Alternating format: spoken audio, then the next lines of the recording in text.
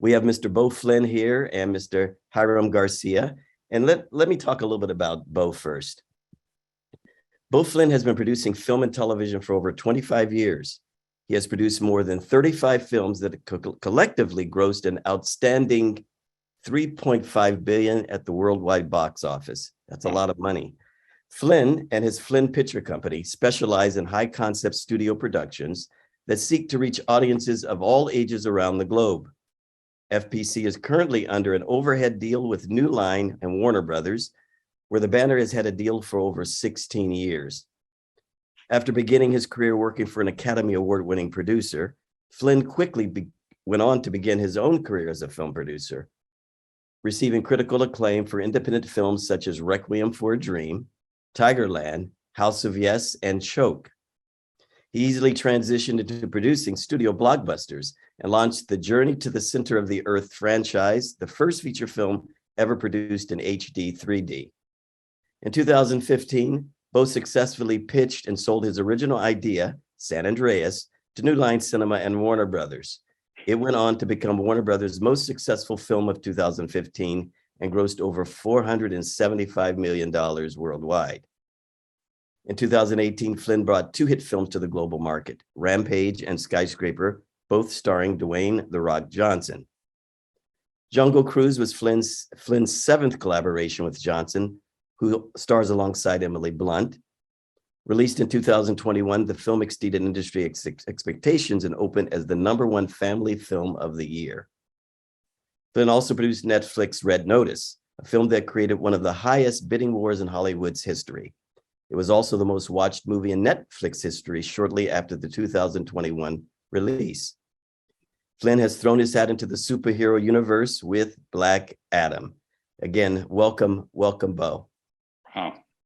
That's a hell of a bio, Beau Flynn. Wow, I don't even know. You guys got to know, and just hear from me, Beau Flynn is a legend. He was, I don't even think I was born yet when you were producing Stardom, right, Beau? I mean, it's like, they didn't mention when you produced Spartacus, which is awesome. Lawrence of Arabia, that one, I'll tell you guys. Well, you've aged well, right? He is a true legend and an unbelievable mentor, I got to say. So I love hearing that bio, Beau. Thank you guys. I'm very humbling, Nate. And all the Dwayne Johnson movies and many other productions, have been in collaboration with Hiram. And I know Hiram's incredible bio is coming up, but I just have to say that it's really an honor. And I really had a blackout during that introduction because I had no idea what we're talking about, Nate. All right. So, but yes, it is an honor to have you here today. So let's talk about Hiram. Hiram Garcia is the president of production at 7 Bucks Productions and a film and television producer whose films have amassed over $6 billion in box office revenue.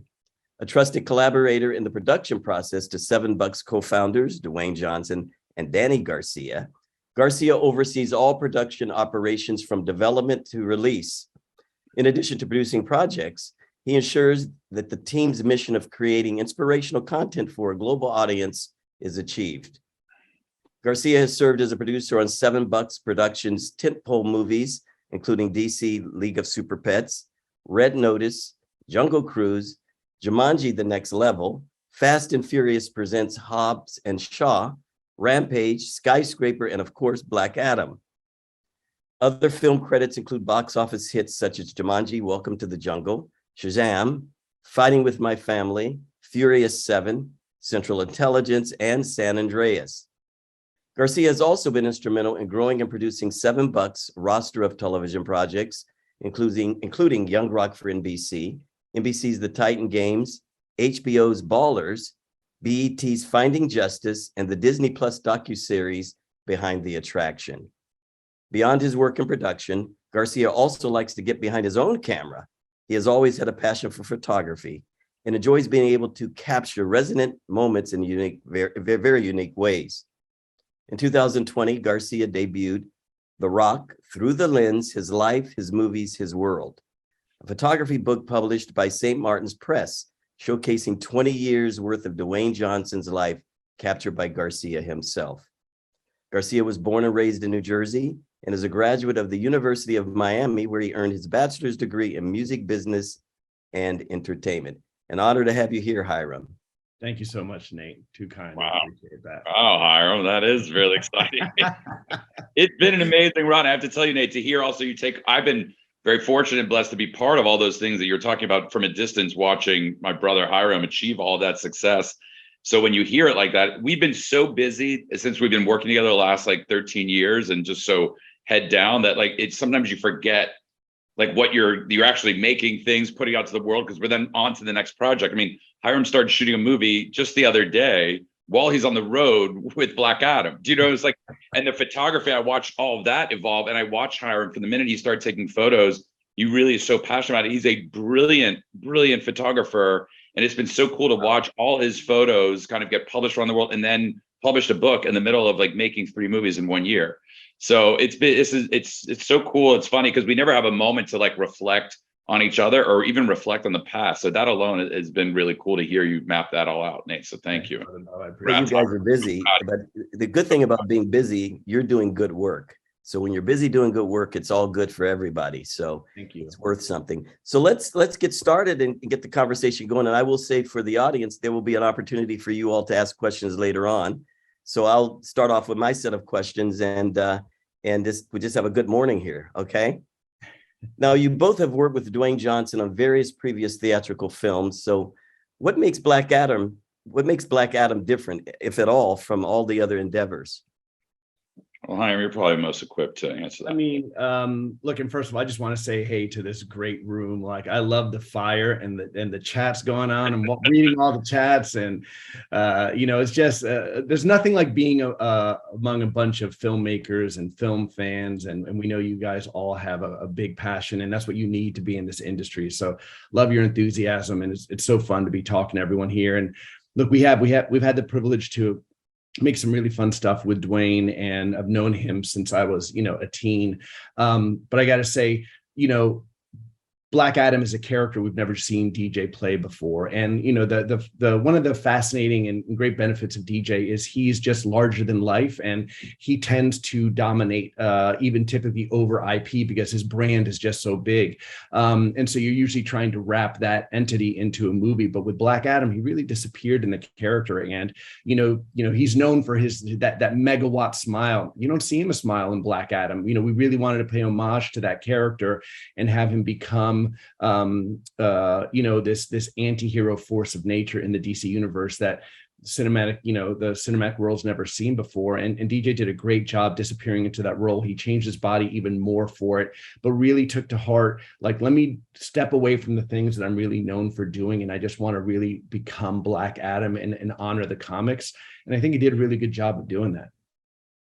Yeah, he's phenomenal in the movie. And it's really bold to step away from what you do better than anyone else in the world, right? There's no one more charming than Dwayne Johnson. I mean, it's extraordinary. I mean, you could feel his presence in any room that you're in. You can feel his energy.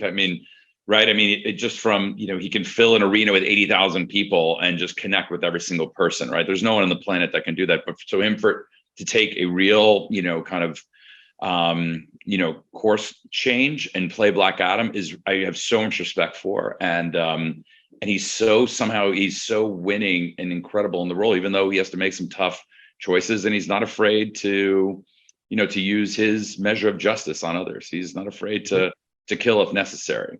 We've never seen Dwayne Johnson do that. And that's something, it's so cool. Hiram and I talk about it every day on set. Like, we kind of couldn't believe it every day that we arrived. We've been very blessed to be in this business for a long time, but every day on that set, we were kind of pinching each other. That's a really special career moment. Mm-hmm. I got a chance to attend an advanced screening over at Warner Brothers a few weeks back. And I just thought it was going to be another advanced screening, and it was on the lot. So I assume maybe a couple of the producers would pop in, or the publicity people are going to be there, or the marketing people. And they said somebody wanted to say hi, and Dwayne Johnson comes out. He comes out and he says, I just got in from Mexico, but I wanted to have the honor of presenting this movie to you myself. And he said this final distribution cut, he goes, we're all seeing it here together, the final thing. And it was a wonderful movie. Lots of fun. And it is what I did say to you earlier, Beau, it's the right time for this movie. What's going on in our world right now, we need Black Adam. So I think the timing is perfect, and I'm real excited about it. Now, he did say that night that this has been a pet project of his for 10 years, or for maybe a little bit over 10 years. And my question to both of you, were you a part of that 10-year journey? And how did you keep excited, if you were, for 10 years? With all the other things you're doing, how did you keep the excitement going for Black Adam? Yeah, I mean, Hiram and Dwayne, I think you guys started talking about this movie, Hiram, even longer than that, right? I mean, closer to 15 years. 15 years, yeah. And, you know, and something on that front, yeah, I mean, Hiram is an encyclopedia of comic book knowledge, right? I mean, it's like, you know, I went through a heavy phase of collecting and reading comic books, and then kind of became a big gamer. And, you know, always been really fascinated with storytelling, but Hiram really is like, it's crazy. He's like Quentin Tarantino of movies, as Hiram is with comic books. You know, I always told them that eventually this comics were going to pay off, man. Comics and video games. I told you guys, it's going to pay off. Well, you're right. And it's always been part of like his conversation with Dwayne, like at the right time, which is, I think, why this movie, the culmination of this whole experience, has been so emotional for us, because it really took all of these movies to make for Hiram and I to really get to the place to even know how to execute a film like this, to be really honest. There's so many levels. Every department is firing on all cylinders. And it took all of Dwayne's incredible success to get here to this point, to greenlight a movie. I mean, this movie was greenlit plain and simple because of Dwayne Johnson. You know, of course, DC, that's a great moniker to draft off of. But at the same time, Black Adam doesn't have the awareness that the characters of the Trinity does. So it took all of these things over the last 15 years to really get to this, to get to this place. Yeah, and look, when something like this always starts, and I know the whole room can originate, can kind of relate, because you've all at that point whispered to someone, hey, it would be a great idea. Like, what if we made this? And that's how it starts. And like 15 years ago, when we were at all very different places in our career. I was cutting my teeth as a PA in commercials. Beau was producing Oscar movies already, but it's like we were doing a climb, and DJ was establishing himself as a really a legit actor in this business. And it's about earning the respect, earning our stripes, learning how to make better movies, learning how to handle movies like this, getting the trust of the studio partners, knowing that we are partners that they can count on. And at that time, when you think about it, it was well before the hero craze that we're in right now, where that really dominates box office and kind of pop culture, and especially the idea of a character that wasn't a typical hero, right? Like, this is a character that we like the anti-hero version of him, but he was very aggressive, very violent, still had a moral compass, but he was judge, jury, and executioner. So, everything you're doing is leading to that. And it's one of those things that when you really, it can go, and you can say it in passing, like, we've been developing it 15 years or 10 years. But when you really think about the process of, for that many years, every day doing something to push this just a little further, who can we pull on to help us? How do we build out this team? How do we get brother Beau on here? How do we go and convince Warners that this is a character they really want to tell? Every step doing and making sure that we're telling the story right. So to be here now, talking to all the, you, Nate, and all this enthusiastic filmmakers and so forth, this is a dream come true, because it's really been a culmination of a career's worth of experience, learning how to handle things, every curveball that can come at you. And trust me, it was not an easy movie to make. It was not an easy journey, but that's what makes it so much sweeter now to be here and be able to share it with the world. And I want to add, Nate, to that, if you don't mind, just two things to Hiram's excellent point, because he said something I think that's really, really important, and just for the panel and the group of listeners on this Zoom, is like, you have to, before you could ever achieve anything, you have to say it. You have to put it out to the universe. You have to dream it in any capacity. Like Hiram was saying, like, he put that out there. Maybe at that time, even when he was talking to Dwayne, that maybe it could have sounded like a crazy idea that maybe doesn't ever happen, right? As these guys are just building a production company. Dwayne's just coming off of one movie, right? Coming off of maybe Scorpion King or something. It's like, but you have to start it out there. You have to have the confidence and belief in your heart that you have to really, dream and put it on your, on your whiteboard or however you design it. Because if you're not saying it, let me be very clear, it's not happening. Mm-hmm. It's not going to happen, at least not in Hiram and I experience. Nothing has ever just fallen into our lap. Maybe that happens to others. We can't speak to that, right? Everything we've had to kind of put it out there. And then secondly is, and this is, this is an interesting experience because I am a huge dreamer. I am a big believer in you can make anything happen. But at the same time, I had a really interesting experience with this movie because, Marvel did a roll-up of all the superhero IP Marvel was spread out all over town, and there was an opening or an opportunity that maybe you could grab hold of one of those comic books and maybe you could make it, like Spider-Man's at Sony and Thor was at Paramount, right? It's like, and then they rolled them all up. Then we went ahead and we saw Warner Brothers and they rolled up all DC and Warner's on DC. And as an independent producer, you're like, shit. You're like, I don't know if I'm gonna ever have a chance to be able to make a superhero movie, which of course is kind of like, that's the ultimate dream as a producer. And I kind of started to feel like, okay, that's okay. I've been part of some incredible things and maybe that's just not my path. But then because of Hiram and Dwayne and those guys' persistence and those guys dreaming it, and then kind of like us just collaborating, becoming really close friends and partners, then it kind of this all merged. And now here we are. Like it's really an extraordinary thing when you reflect and look back on how you all got here. And again, point being is like, you have to stay open and you have to really kind of keep holding on to your dreams because you never know the path that's going to get you there. Mm-hmm. Very good. Now we have here on the Zoom, we have fans, we have students, we have filmmakers and folks that are studying to get in this industry and studying to get into the superhero world. As far as the technology used, was it pretty much the dominant technology? Was it green screen and visual effects, or did you use any other innovative technologies like LED walls? We did everything. That was what was really cool about this is, and also why we feel like this movie is being made at the right time. We're really at the peak of technology right now. We're at the forefront, and we knew coming into this that we were going to have to do things that had never been done before. And obviously, Black Adam, it has a really complex array of powers, right? He flies, he moves unbelievably fast, he's got magic and so forth.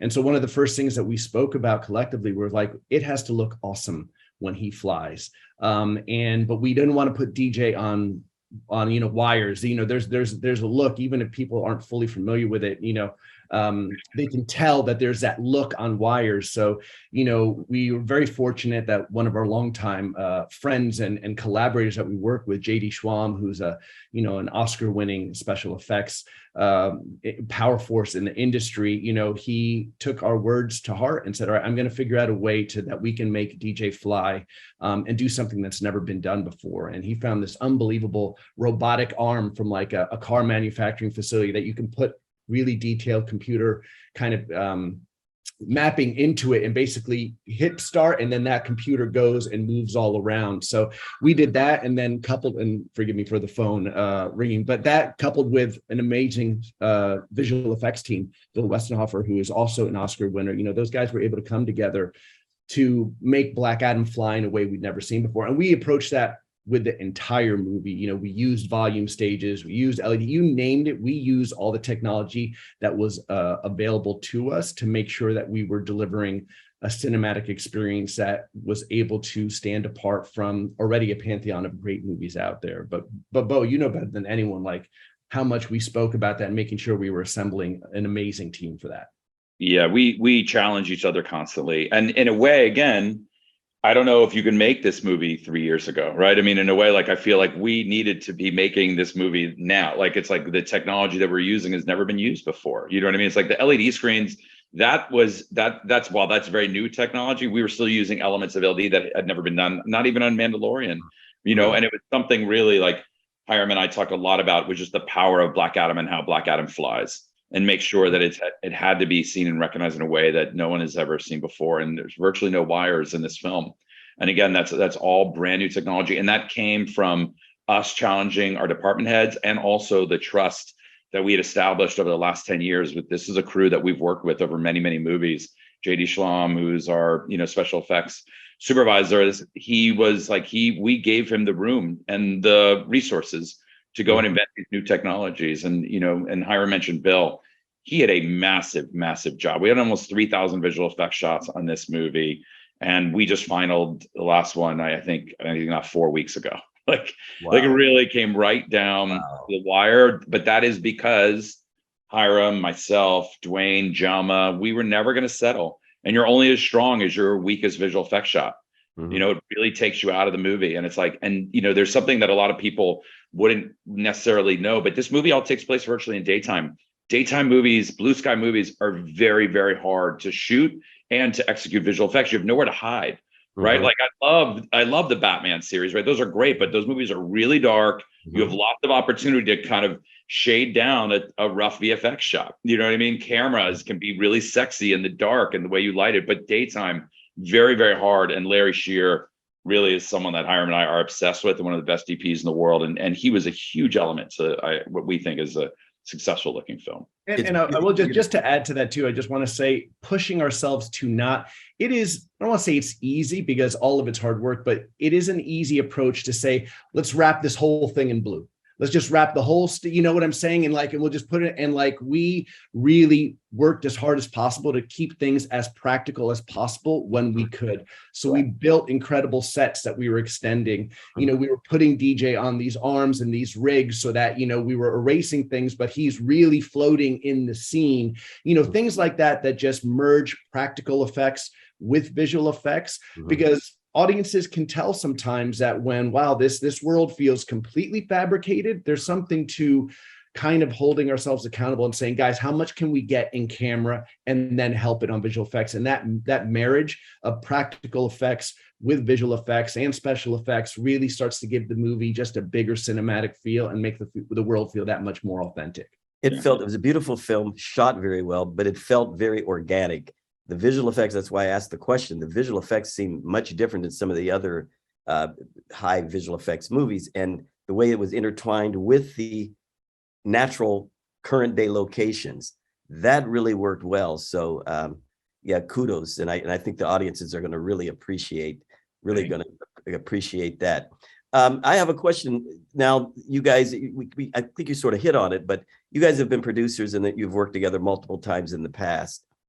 And as producers, how do you divvy up the roles of what you do on these films, on these large, action or superhero movies? Do you overlap, or do you just carve out, you do this, I do this, and maybe Dwayne Johnson does this and the other producers will do this?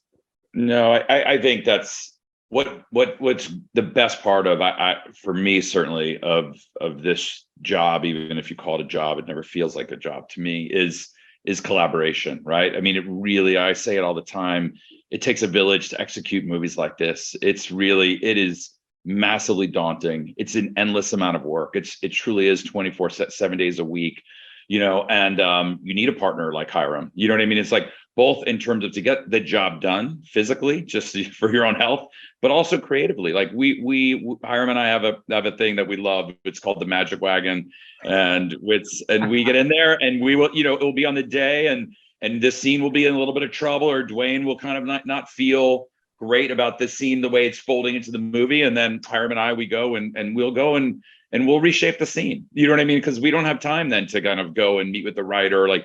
But again, like that's stuff that we though riff so naturally, and we trust each other so much that then all of a sudden the scene comes out of it, and within like 30 minutes we're shooting that scene. You know what I mean? It's like, again, I don't know if that's something that I could just achieve by myself. If like, it's like, because together we start riffing, and it's like, so we start we start with an idea, whether it be a comic book like Black Adam or an original idea like like Red Notice. And then we develop it all the way through. Like, we are very rare, honestly, and it's important for everyone that's listening, that's aspiring filmmaker. It is very rare and a lost art to be able to both identify interesting, smart, unique material, develop the script, and then execute it all the way through to the very end. And I'm not even just talking about wrapping the production. I'm talking about post all the way through. And then I'm talking about marketing. Hiram and I have a standing marketing meeting on this movie for the last 6 months. Once a week that we've been doing. So I think it's so important that you stay with your movie from A to Z. And that's something that Hiram and I, we do together. It's not divvied up. But if it's like Hiram has another movie shooting, or I have to leave town or something, it's such a nice feeling to know like he's got a cover. Collaboration it really is key. It's the idea of doing one of these movies by yourself. Not only is it very challenging, but it's also just boring. Like it's lonely, right? Because you want someone to bounce ideas off of. And that's really the foundation of this business. It's, and you can track sometimes films out there where maybe a filmmaker has almost soul control, and you can really feel the film suffer because greatness comes out of collaboration and partnership and testing.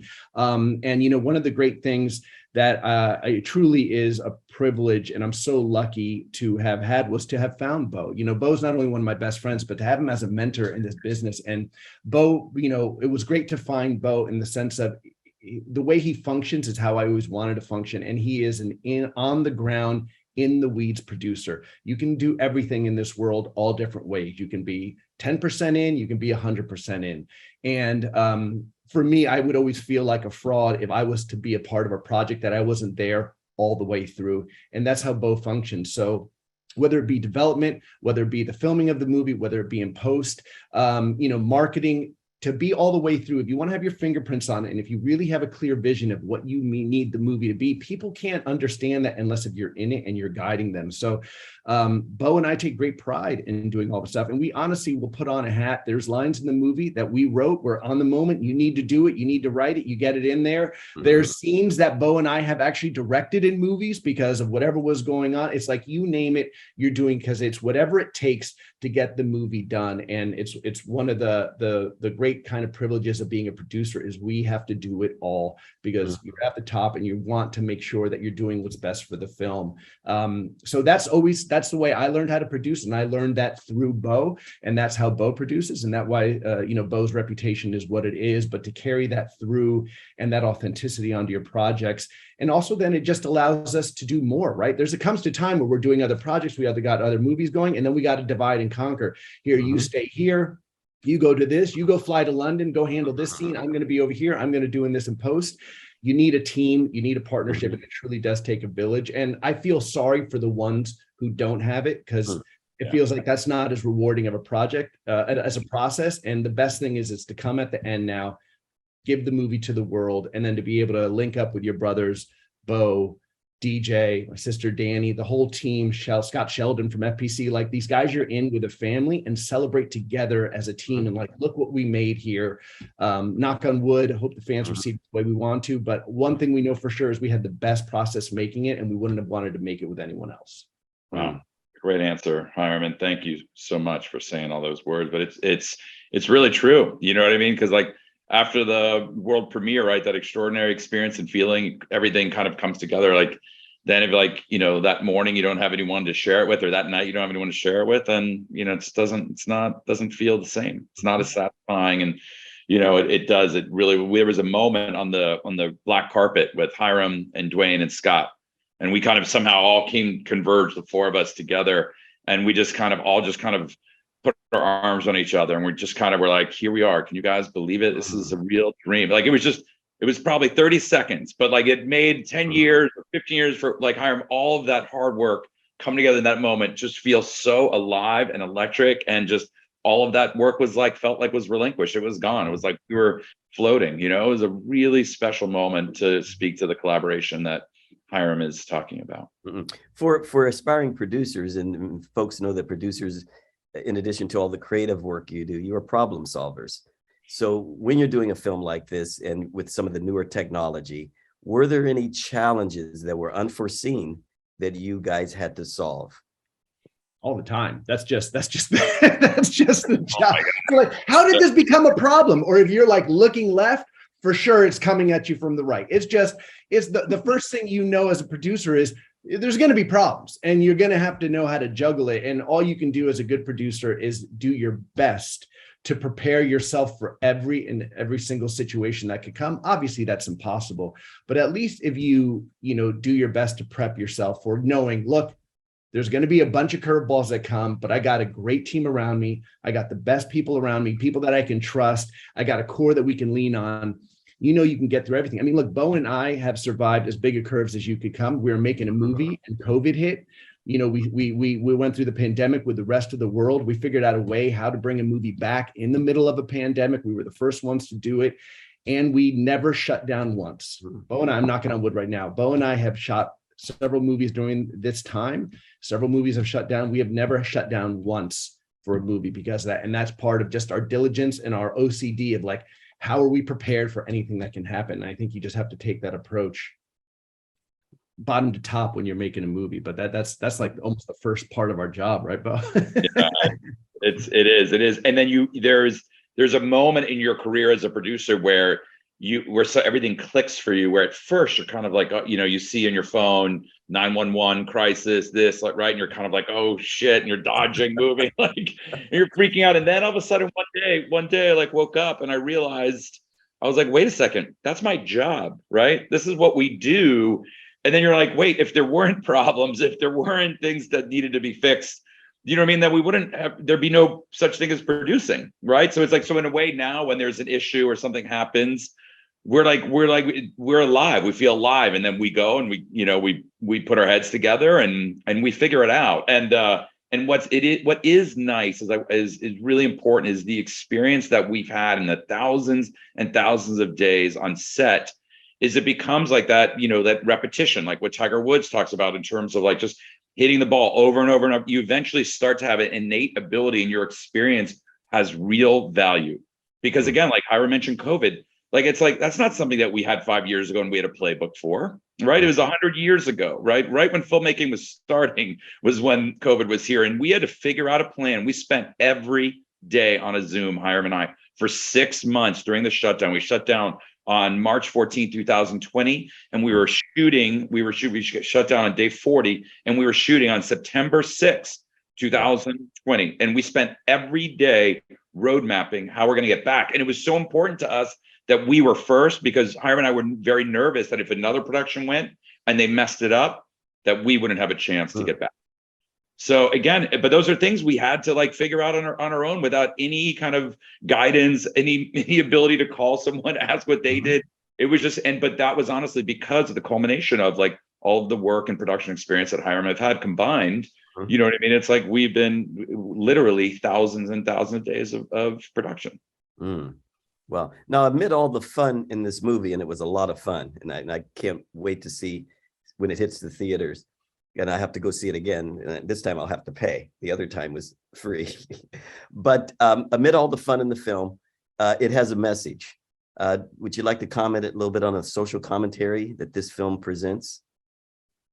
Yeah, for sure. And I love, before, guys, when Hiram and I were with Nate and Francesco, we were in the waiting room, Nate, you had brought that up. You said the timing of the movie is really good. And I just want to thank you for saying that and recognizing it, because we work really hard. We want to entertain the world. That's our job, 2 hours escape.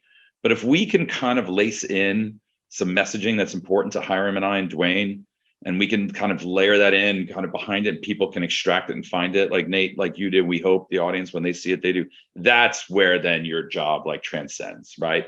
Especially like, like with like, this is like, there's not an ability right now in the world to have a conversation. It is all super heightened and vibrating at a high frequency, and it's so important to be able to talk to other people, no matter where you are in the world and your feed and politics. You need to be able to have a conversation. Otherwise, the divide is going to be wider and wider. And that was something that Hiram and I talked a lot about in this movie, because we do need a Black Adam. Sometimes you do need a Dark Knight. Sometimes you need someone to just come out and say, guys, this is what we're going to do. It's not going to be that popular, but that's okay. This is what we're going to do, So love you. And I love that you pointed that out. And not only that, but also a theme that Beau and I do love to lean on too is family, right? Because you have a bunch of characters in this movie that are in need of family, that are looking for, obviously the catalyst behind Black Adam being the way he is because of the loss of family, right? And what he feels attached to that. But, not only family, but his people. And when he wakes up those 5,000 years later, he's going to find a new anchor that's going to kind of help ground him again and kind of reel him in. And then the same thing with JSA. You have a team now coming together that in essence is forming a new family here as they go forward on this mission. And, you know, we always really believe in anchoring a lot of our stories and thematics that audiences can relate to. And I think and there's one thing you can always count on: people can always relate on family, and the idea of what you would do to protect your family and the rage that could come with if your family's ever wronged. So we love presenting that to the audience, and we love that gray area, like Beau saying, of creating that conversation where look, the great thing about Black Adam is, you know, what he's doing, some people might not say is right, but he's not necessarily wrong, right? And that's a great place to play. Heroes are very pure and like, this is how you do it. This is what a hero does. Black Adam tests it and puts the audience in a place where they're like, well, he's not exactly wrong, and that's a fun place to function. I also love the there's so many little things, you guys, with the humor throughout the film, which I think was very, very well placed. As also, there was some product placement in there that was just perfect. So those are some really fun things. But I'd like to turn it back over to Francesco, and let's get some questions from some of the California State University students, faculty, and staff members that may have some questions. Nate, before we jump in with Francesco, just I saw a question from Lizzie. That's a question that's really important, which is, how do we keep our skin so clear as producers? I hope it's a real question. I'm trying to see, is it real rough? We got a real rough light here, and it's been a rough tour. We're real tired, so forgive. Hiram got back from Toronto. He was there for like 20 hours, and he's back in New York. I at least had a little time to get, you know. You look great, Beau. You do. You look really well. Listen, I feel real rough over here. But I feel like we have to get a new skin regimen, because Dwayne's skin is incredible. By the way, that's something we need to do. But anyhow. I want to give love to I lost the name over there, but yeah, New Jersey, stand up, buddy, for sure. Represent New Jersey. There you go. Yeah, got to drop the skincare routine. Anyways, there's never enough time for these, so I'm just gonna jump right in here. So one thing mentioned in the promotion for Black Adam is how it was made for the fans. So, you know, to start this whole segment off, could you speak a bit on how the fans, you know, influenced the production of this film? Yeah. You know, we Dwayne says it, but we truly do believe it. We work for the fans. You know, they're the ones that give us a privilege to do what we do, right? They're the foundation of everything we do. So, you know, at the core of Dwayne having 500 million social media followers collectively is a person who keeps his finger on the pulse and really cares what the fans say. You can't always do everything that the fans want. We know that, but they sent a really great North Star for you, where we work our best to deliver the best version of the story that's still delivering on what we think the fans want. And, you know, for us with Black Adam, it just started on making the character as authentic to canon as possible, and really making sure that this version of Black Adam was just as aggressive as he would be in the comics. You know, we pull a lot of elements from his origin stories. We kind of merge them together to make our version of it, but making sure that we were delivering something that represented what we knew fans wanted, and also honored the JSA in a really cool way with the right core characters that ultimately, you know, the JSA gives us a great opportunity, if we're so lucky, to start to creep into that unbelievable pantheon of characters who've been a part of the JSA. That's, you know, for Beau and I, that's the dream. We have a lot of stories we want to tell, and hope. Yeah, that's a lot. And then also, just Nate, you had touched on it too, just previously, is like, one thing for sure is Hiram and I love is like, we feel like, and I feel the fans also respond to this too, is like, there does have to be some laces of fun. It's hard if just 2 hours of just like of hardcore, just kind of hammering, intense, serious drama. I don't, as an audience member, I don't usually respond well to that. And I really feel like it's like, I think that fans really all like to have a little bit of fun, even if it is coming off of an intense moment. You, in real life, you find yourself kind of laughing or something sometimes in really, you know, hardcore moments. So I just think that feels very real to me. And Hiram and I, that's really important. And you'll see that threaded in all of the movies that we make. Yeah, following up on that, on the JSA, you know, that's something I was very excited about that was revealed in the trailer, you know, and I don't know if people know it, but in the comics, you know, Justice Society, that's the team right there, like before even the Justice League, you know, so seeing them on screen, like fully realized, was amazing. So I just wanted to ask, you know, as a personal question, what were the conversations like revolving around, you know, what specific heroes you choose, you know, like, you know, was maybe Alan Scott's Green Lantern in consideration, maybe Jay Garrick, you know, or were the characters that are in the film kind of always locked in to the story?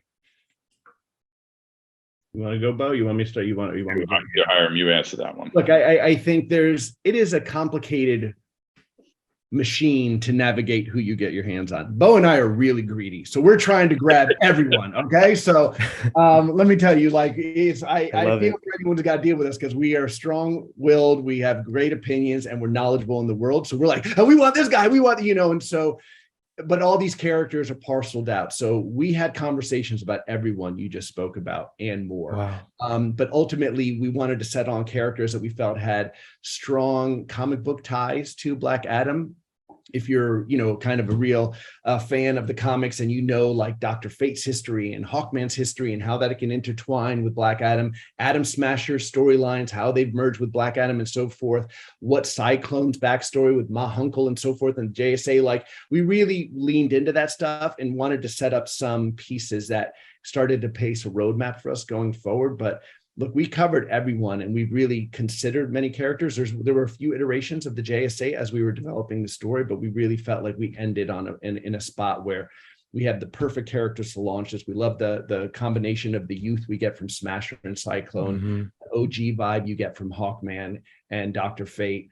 Hawkman, I felt like Aldis did an unbelievable job of representing kind of the tough, gritty version of Hawkman we've always come to love, but like with Pierce kind of coming over the top with that elevated elder statesman, kind of 50,000 foot perspective of a guy who can see the future. So the dynamic played well while still delivering a charm and a connection between all of them. But it feels like that was the best place for us to land, Beau. I know we felt really good with it. Yeah. And it's like, but to come out of also, it's funny to come out of this movie now with all these new characters, or not new, but maybe new to the mainstream audience, is so exciting, but also was a major challenge in this movie. Right. A lot of the movies, right, if you're making the Superman or Batman or Wonder Woman, there's a legacy that you're inheriting. You're inheriting all of that you get to build on. We had to build all this from scratch. We had to build the world from scratch, Conduct from scratch, Black Adam from, JSA from scratch, in terms of like, what do they look like? Who are playing them? What do their costumes look like? We had to build 5 costumes from scratch, right? As opposed to like taking a Batman costume and then kind of like, okay, let's update it, right? That's a wildly different experience. And the costumes is just one thing alone Hiram and I could speak to forever, because it took a year just to get those 5 costumes in shape. And we'll tell you, we know that a bad costume can ruin an entire movie, right? I mean, it's like there were a couple of costumes that were really challenged by, like, in terms of we knew, and every time we would test one, it was like every week, right? How we had like a new costume test each week. They'd roll it out, and it was just such a cool feeling of like, okay, we're going to be okay now, but those are things that, we've seen can really derail a movie. Hair, makeup, all those elements. That's why I was saying every department head had to be firing like on the highest level. Oh man, what I would give to just be a fly on the wall in those conversations, man. Yeah, what I love about the way, just real quick, what I love about the way Pierce Brosnan's played in this role is that you give him this very suave, you allow him to play off of the James Bond kind of persona he has, but with this all-knowing kind of thing, which is just such an amazing kind of dynamic between him and Hawkman. But anyways, next question here. This one is I gave the whole spiel earlier about how the CSUEA, we're here about to help college students get connections into the entertainment industry. So I'm curious if you guys had any tips on how someone at the college level can prepare to produce films. Yeah, I've been seeing that a lot in the chat, and I'm glad you brought that up, Francesco. And Hiram and I both will have a lot to say about this, and we'll be brief though. One thing that I am a massive advocate and believer of is really, and it's surprising how people don't take advantage of it, and it's how I started in the business, is go and intern for producers. You know what I mean? Go intern for $7. Go intern for Hiram. Go intern. We have an incredible internship program at FPC, where a ton of people have come through and either ended up working for us or working for another production company. And there are so many great producers, writers, directors that want interns. Obviously, I know it's important to make a living, but if you can balance it out in this gig economy now and figure out a way to make some money and then intern even twice a week, you just need to be around it. It is really vital, because it's not a skill or experience that you really can teach. You have to be around it, and you have to listen, and you have to just watch, but you have to make the most of it too. So you have to study Hiram. You have to be like, well, why did you do that? Why did you say that on that phone call? Why are you doing this? It's like, you have to really be paying attention, but that opportunity is there and it's available. Yeah, look, and Beau brings up a great point. And the great thing about this industry is you can come at it from all different angles, right? You know, Beau went to NYU, and as part of his greatness is he is just so knowledgeable in everything. I came at it from I was a music major who found my path. My fortune was meeting Beau and being able to learn from Beau. But, you know, the one thing I will say is that you immerse yourself in the world. One of the things that I did once I knew that I wanted to be a producer was, you know, I started PAing right away so I could learn entire kind of everything that happens on set. And I watched everything I watched it, you name it, Oscar stuff, big pop movies. And I really would focus on, ironically, the stuff that didn't work, so I could figure out, well, why didn't it work?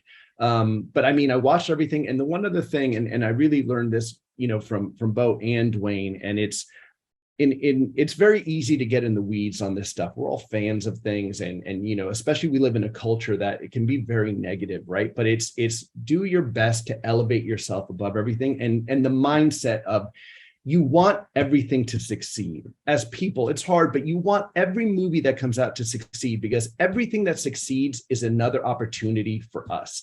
Everything that fails closes a door and makes it that much harder. So when Beau and I look at the industry and we look at stuff coming out, it can be as wonky as you want. I hope it does well, because if it does well, it's great for the business, which ultimately is great for us, which gives us more opportunities to tell stories. Like, functioning at that level not only is good for your soul, I truly believe that it's functioning in a positive place and it breeds positivity, but we're all in this together, and you want greatness for everyone, because the more greatness they experience, the more greatness we experience, and the more opportunities we have to tell stories, because there's room for all of us.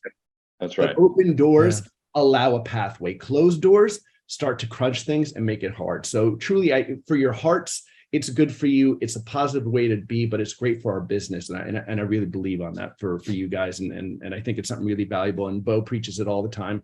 And DJ preaches it all the way from wrestling. It's one of the reasons why DJ used to love, as a quick aside, why he used to love to put guys over, or why he used to lose, because when he would make Stone Cold look great, it would make him look great. It would make the business look great. And it was great for business at all. It's a macro way of functioning, and it's really healthy and really positive for everyone around you. Oh, that's great. That is great advice. It's so important. You know, you want really everyone to be rooting on, because you do. It's like you want the industry to win. You need it. We need it more than ever. We're being disrupted right now. And also the one thing I'll add too, which is so great, is like, you also want to really remember your peer group. All of the peer groups, peers that Hiram started, he made friends with them. All the guys that I started with in the 90s, that I started as interns with and assistants, they're all running the studios now. You know what I mean? They're all the ones that are like the big directors. Like, you really have to remember, it takes a longer to really invest into your peer group. A lot of people want to jump into the set that's like already maybe doing a high level, but those shortcuts I don't think work. I think you really got to really invest in your peer group. You got to do the work. You know what I mean? It's like, and you got to build it step by step. And then along the way, you need to do, you know, work hard and have a little bit of good luck. And then, you know, and put good work out there. And it's all for the taking. It really is. Oh man, that's some great advice. And to Beau Flynn's point, the first point, you know, I'm currently here because of an internship I have with the CSUEA, you know, and there are internships out there that, you know, that pay, you know, so, you know, just to destigmatize the idea of internships. I know my parents, when I said I was starting an internship with the CSUEA, they're like, huh, so you're going to be sharpening pencils all day and shredding papers. Okay. But no, it's been great. You know, I'm fortunate enough to be able to talk to you gentlemen. So that's next. One question. I just want to take care of Mark over here. Mark, just because I was just discussing this with Larry, we used Alexa LF and Mini LF cameras with anamorphic technovision lenses, buddy. So boom. For there the nerds, you guys will like that. There you go. Here, another little nerdy question in a different realm, going back to superheroes. You know, over the last 50 years, we've been treated to some amazing superhero moments in film. You know, you got Reeves, Superman, saving Lewis in the helicopter. You got, you know, Maguire's Spider-Man, the subway scene, Nolan, the why do we fall so we can get back up. You know, we've had some amazing definitive superhero moments. So in your guys' opinion, what is the definitive superhero moment in film? Oh man, this is such a good question, Francesco. Come on, buddy. This is, you like, know, I try. Catnip. I try. Good one. And by the way, in Black Adam are all superhero films. Any and all. because obviously all of Black Adam is that. So obviously, oh my goodness, there are some iconic moments though in Black Adam, but now I'm glad you asked that question. You know, there's one scene calling back to a Clint Eastwood film that I really enjoyed. I really loved that scene. Yeah. So yeah. But back to your answer.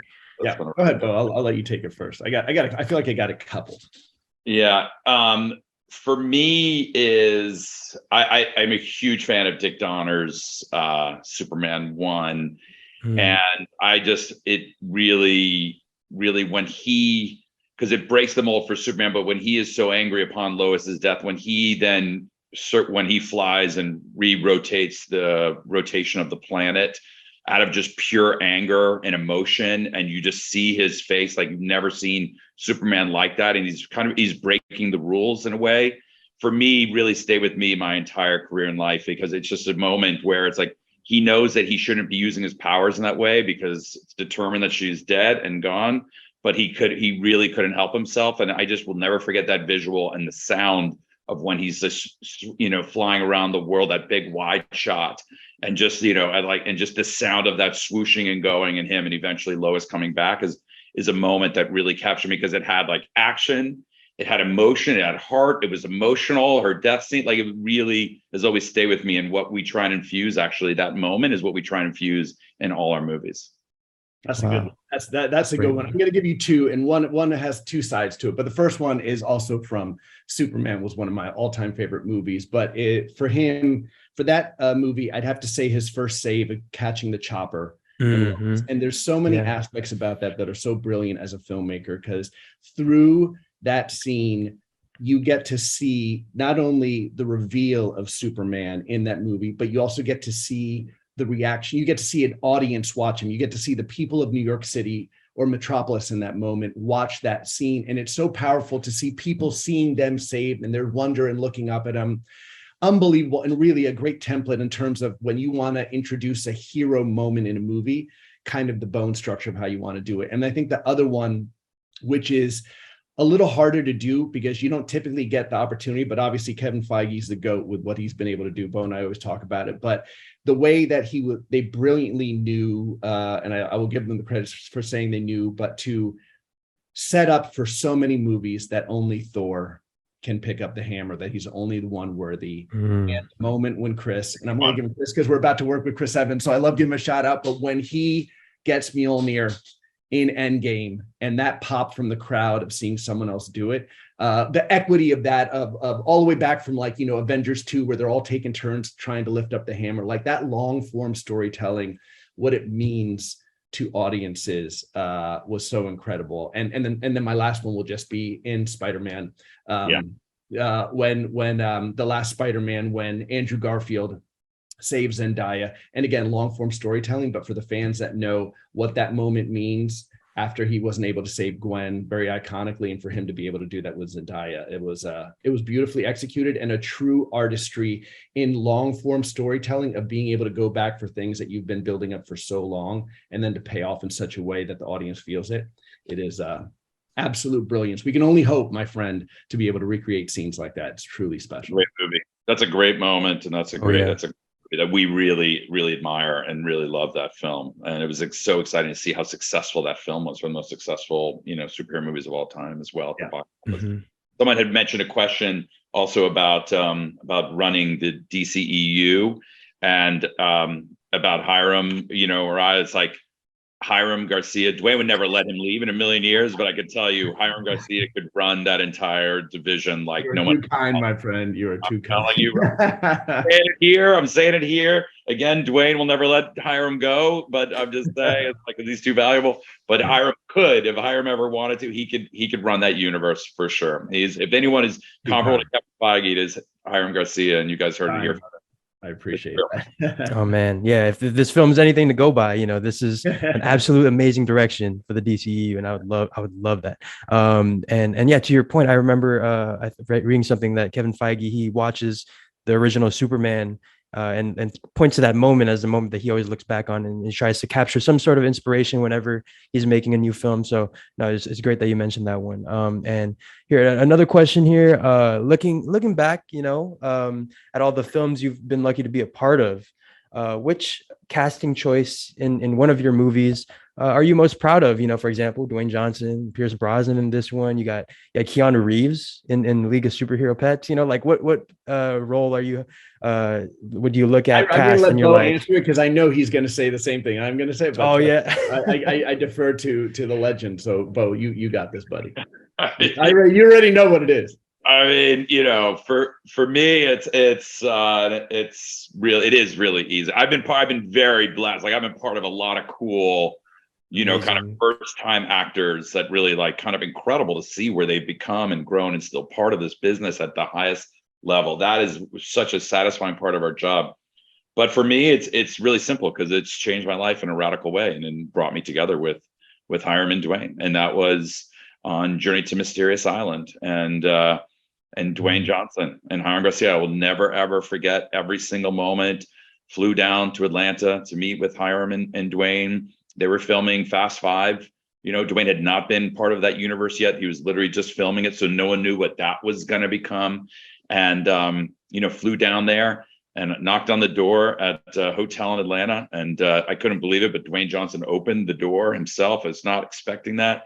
And he stood there and he just immediately, we'd never met before. And he gave me a huge hug and we never looked back. I mean, it really is extraordinary. It is what you dream of, as a filmmaker, what you dream of just in any, career that you are. And we've had an absolute blast and had some really special movies to show for it. Most importantly, Black Adam now.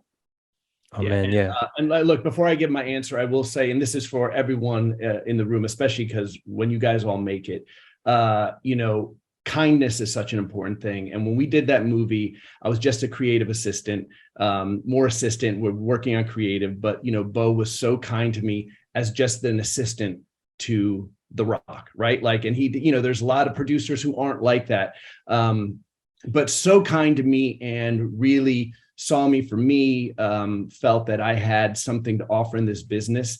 And was very, very giving to me, again, as a giant producer in this business. And so I just stress to you all, as you achieve success and as you do the great things that you're working to do, just remember where you came from, be good to everyone, because I worked so hard to be able to not only reciprocate that, but to give back to Beau what he gave to me and to do what I could to like return it back to him. And honestly, everyone is climbing this ladder and you're going to come across people that like you're going to pass, but eventually assume they're going to get there. And you just want to be good to them. And that's, our industry often sometimes doesn't have that.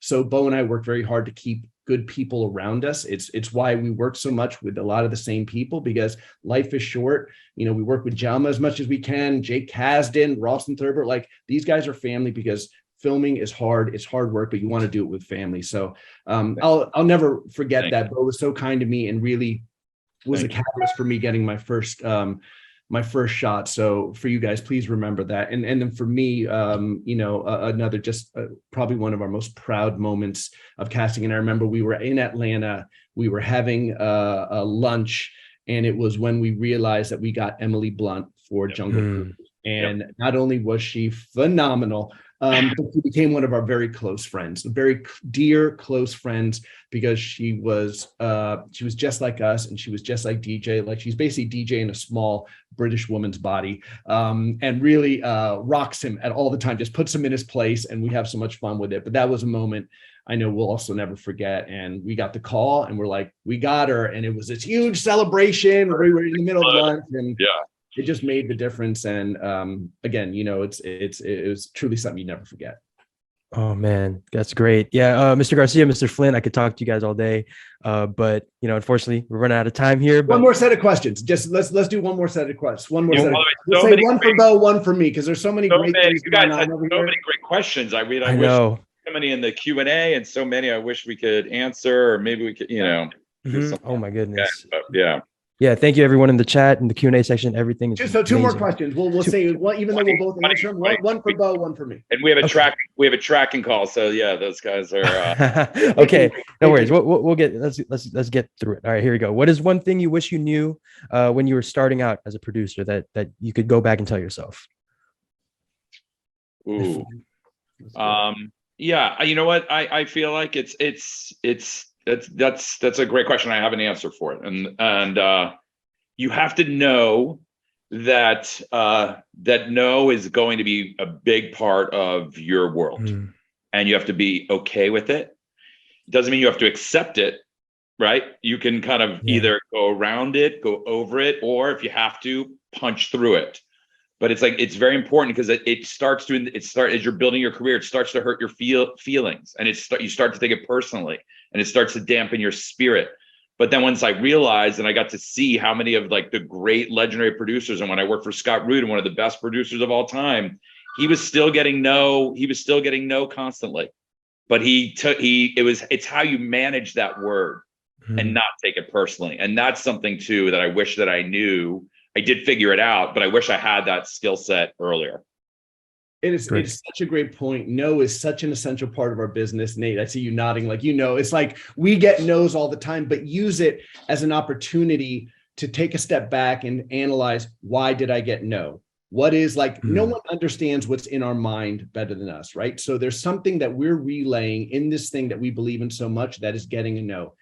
Work to take a step back, look at it, analyze it, Beau, no. And something that I had lived through is there was an idea that I had that we were working on that I had sent it to all of our friends, like all writing friends. I sent it to Ross and so forth, and everyone passed on it. Everybody passed on it, and it's fine. And I realized that what I was sharing was not properly capturing what was in my head. And I had to go back, double down, fix it, and found a path for it. But like, don't be dissuaded by the no and say, oh, well, that's the end of the road. It means that something is clearly not being kind of delivered in your vision through how you're selling it. Go back, utilize that no as an advantage to make it better, try and fix it and attack again. But no one can ever say you're done until you say you're done. Just remember that. It doesn't matter how many no's you get. The only person in our world that can tell us, all right, you know what? Maybe this isn't right, is ourself, no one else. And we're all trying to do impossible things. As long as you remember that no's got to come from yourself, you're set. Otherwise, you just keep going. And that's what that's our whole world. Beau and I we're relentless. We do not stop. And that's the only way you get stuff done. And we just had an exact example of that, believe it or not, even on Black Adam, like where we were told no, maybe over 500 times. Like, really, I don't even think I'm not only 500 times, over several years. Right. And it was still like, we still kind of found ways to like figure out how to navigate it. And Hiram said, and that's what's so great about partnership and collaboration is like, then you get like other people to like remind you, we're not accepting this. And you're like, yeah, we're not accepting this. And then you're like, and then you keep climbing that ladder together. You know what I mean? It's like, so you need that I think that's really important, particularly in creative medium, because don't let anyone tell you that your idea is not any good if you believe in it. Right. There you go. What's the last one? Francesco? Yep. I'll cut you loose on this one. So this is a question that has been asked several times here. What is it in a story that you look for that tells you, okay, this is something I want to pursue? Whether it be a story element, a theme, is there just anything about a story that attracts you? Yeah. Look, I think there's a couple of things, I know, and Beau and I are very similar tastes in what we like. The first thing I like to look for is, does it feel different? Does it stand out? Is it a bit of a high concept where it just doesn't feel like something that's a norm? Is it something that has a must-see appeal? And the second thing would be, whatever that journey is it going to leave audiences feeling good? There's, there is, for us, at least definitely on the $7 side, it's like, there's great movies out there that end on like, a tearjerker or you're crying at them. That's just not how we kind of function. Like, we know that, for us to be able to get audience time is a great privilege, and we want to be really respectful of that. And we know that people, when they step away, they want a bit of wish fulfillment, a bit of escapism from whatever's going on in the world. So we want to end them with movies that they tend to leave floating. So, you'll typically see that our movies are trying to end happy. Even, the closest, tell you a quick side note, the closest we came to it ever was when we did a movie called Rampage. At the end of the movie, our partners at the studio wanted George, who was the big gorilla in the movie, to die. And we're like, there's not a chance. There's not a chance that we are ending this movie with the dog dying or the gorilla dying. It's like, we're animal lovers. Beau's got dogs. I got dogs. I don't feel good at that. And I didn't feel good at the end of Old Yeller or any like this thing. So we found a solution, but we used it. We used it, and it's a big belief for us. So that's something that we look for. And I know, Flynn, Beau and FPC are very similar.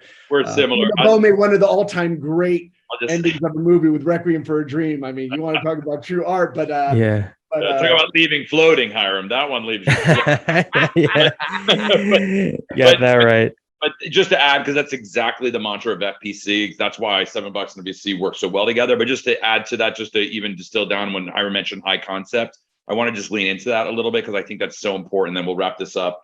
But it's like you're up against a world that never happened previously, right? In the 100 years of cinema, is you never had the competition that you have today. And by that, I mean the amount of hours of series, the amount of gaming, social media, right? Live sporting events, live concerts. The audience can only do so much, right? We're all trying to keep up with culture and content. So it really has to be something, at least for us, when you're trying to speak to the world, we're trying to find a concept or a hook or something that can cut through and feel like, oh, okay, that there's a lot, like I get it immediately what that is. So that's something just to think about. Like, it's like, sure, if you want to be in a tour and make something really dramatic, that's great, but that's a whole different lane than what we're trying to achieve.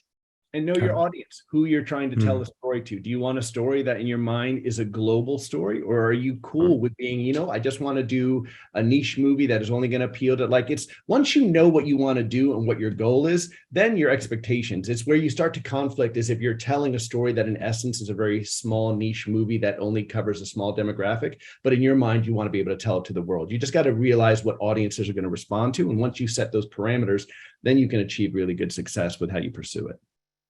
There you go. Yeah, I love that. Well, they're giving me the wrap, but again, I could talk to you guys all day. I've already talked to you guys enough, but on behalf of the CSU Entertainment Alliance, all our students and faculty, we want to give another huge thank you to Hiram Garcia, Beau Flynn, and also to Nate Thomas for moderating. It's been such an amazing time with you guys. Also, another big thank you to Mitzi and Warner Brothers for making this event happen.